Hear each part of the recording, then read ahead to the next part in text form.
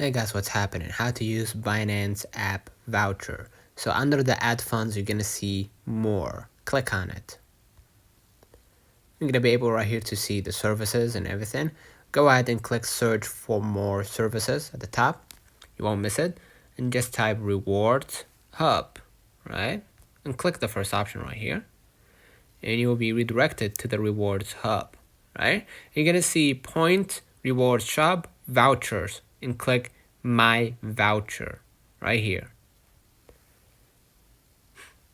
All right, and then what you're gonna do, you're gonna see right here the ongoing and past vouchers, and you can click that voucher code at the top to add your Binance voucher at the top right, and then enter the code, and you're gonna be able to claim the voucher for at least 6 months, if I'm not mistaken. And then hit claim voucher. Let me know in the comments if this video helped you. Do not forget to like and subscribe. Thank you, and catch you in the next time.